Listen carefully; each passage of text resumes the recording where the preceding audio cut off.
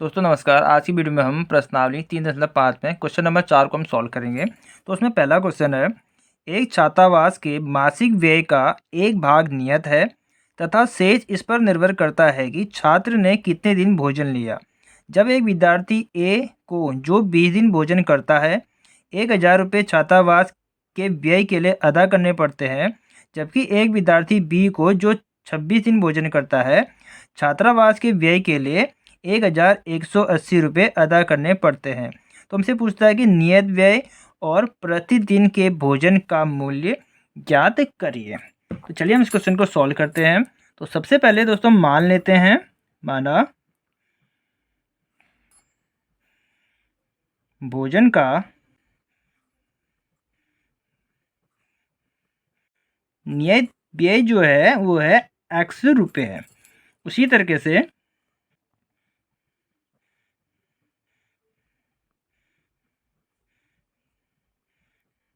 भोजन का प्रतिदिन का जो व्यय है उसे हम मान लेते हैं y रुपीज। ठीक है, आगे हमको क्वेश्चन में कह रहा है, यानी कि प्रश्नानुसार क्वेश्चन में हमसे बोलता है विद्यार्थी ए जो 20 दिन भोजन करता है 1,000 रुपये वो अदा करता है। नियत व्यय और प्रतिदिन जो भोजन का जो व्यय है उसके लिए छात्र ए ने 1,000 रुपये व्यय किए। सॉरी, यहाँ पर 1,000। ठीक है, इसमें हमारा नियत व्यय जो हमने माना है x प्लस और प्रतिदिन भोजन का जो व्यय है जो हमने माना है y, वो भी जोड़कर उसने 1,000 रुपये पे किए। तो हमने प्रतिदिन भोजन हमने क्या माना है y, उसने कितने दिन भोजन किया है 20 दिन। तो 20 से हम y की इंटू करेंगे तो ये हो जाएगा 20y। तो x plus 20y equal to 1,000। ये हमारा पहला समीकरण हो गया। ठीक है, आगे क्वेश्चन में कहता है जो विद्यार्थी बी है वो 26 दिन भोजन करता है और 1,180 रुपये पे करता है। ठीक है, 26 दिन भोजन कर रहा है, उसने पे किया है 1,180। तो नियत व्यय क्या है, ये तो हमारा नियत ही रहेगा x प्लस प्रतिदिन का हमने क्या माना है y।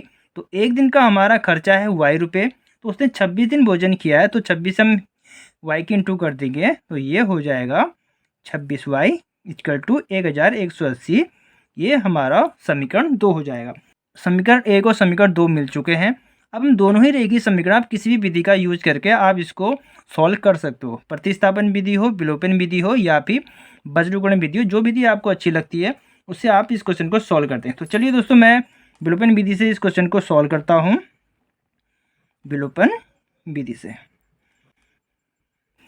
क्योंकि दोस्तों देखिए समीकरण 1 और समीकरण 2 में x का जो चर है हमारा x चर, उसका जो मान है आपस में बराबर है। ठीक है, तो हम क्या करेंगे, चिन्ह दोनों के दोस्तों समान है तो हम क्या करेंगे समीकरण 1 में समीकरण 2 को हम घटाएंगे। ठीक है, समीकरण 1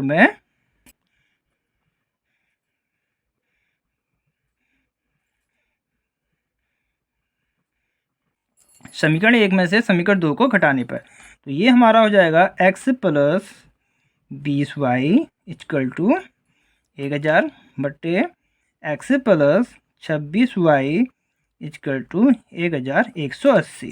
क्योंकि दोस्तों हम घटा रहे हैं तो नीचे वाले के चिन्ह हमारे चेंज हो जाएंगे। प्लस है तो माइनस का, माइनस है तो प्लस हो जाएगा। क्योंकि दोस्तों ये प्लस का ये माइनस का ये आपस में कट जाएगा, ये आपस में माइनस हो जाएगा, क्या आ जाएगा 6y। क्योंकि हमारा बड़ा जो है 26 का है तो चिन्ह हमारा माइनस आएगा इक्वल टू, माइनस करेंगे तो 1,180 सॉरी 180 आएगा, चिन्ह आएगा हमारा माइनस का क्योंकि 1,180 हमारा बड़ा है। क्योंकि दोस्तों माइनस से माइनस कैंसिल हो जाएगा। तो इस तरीके से हमको मिल चुका है y का मान 180 बट्टे 6। तो 6 से 180 को डिवाइड करेंगे तो ये हो जाएगा 30। तो इस तरीके से y का जो हमारा मान है 30 निकल के आया है। तो अब हम क्या करेंगे, इस y का मान किसी भी समीकरण में हम रख सकते हैं। तो हम क्या करेंगे,